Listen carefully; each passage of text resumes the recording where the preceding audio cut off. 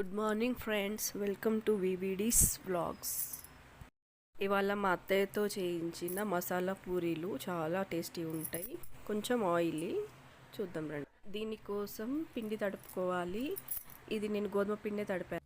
అయితే పూరి పిండి తడుపుకోండి. కొన్ని ఆనియన్స్, కట్ చేసిన ఆనియన్స్ని ఆయిల్లో ఫ్రై చేయాలి. అప్పుడు అది నానుతుంది పిండి. అప్పటి వరకు ఈ కట్ చేసిన ఆనియన్స్ అంత స్టఫింగ్ కోసం అనమాట. ఫ్రై చేసి కొత్తిమీర, కరివేపాకు, పుదీనా కట్ చేసింది అది కూడా. ఈ ఆనియన్స్ బాగా ఫ్రై అయ్యాక ఇందులో మనం తరిగి పెట్టుకున్న ఉంది కదా కొత్తిమీర, కరివేపాకు, పుదీనా, అది వేసి ఫ్రై చేయాలి.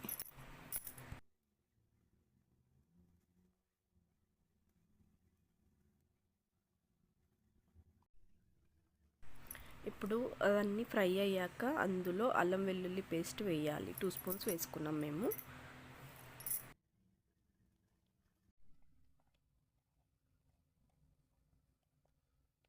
అల్లం వెల్లుల్లి పేస్ట్ వేసి కొంచెంసేపు ఫ్రై చేశాక పసుపు ఒక 1/2 teaspoon or 1 teaspoon వేసుకోవాలి. ఇప్పుడు ఇందులో 2 స్పూన్స్ ఆఫ్ కారం వేసుకోవాలి. ఇది కొంచెం సాల్ట్ కలిపిన కారం, అందుకే సాల్ట్ కొంచెం తక్కువ వేసాను. ఒక 1/2 స్పూన్ అంత వేసామన్నమాట. కారం వేసాక ఫ్రై చేశాక గరం మసాలా పౌడర్ వేసుకోవాలి.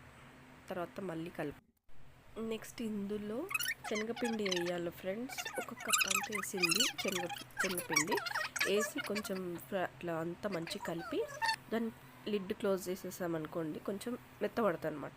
మనం ముద్దలు కట్టడానికి వీలుగా ఉంటుంది.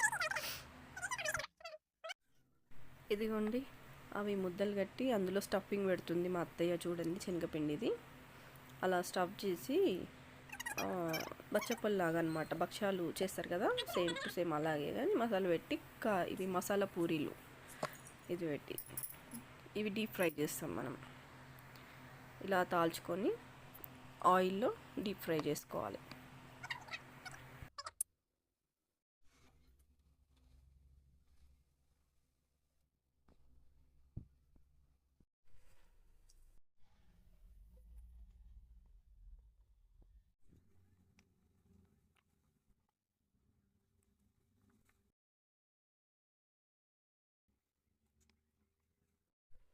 ఇదిగోండి ఫ్రెండ్స్, డీప్ ఫ్రై చేసాము ఆయిల్లో. మసాలా పూరి రెడీ.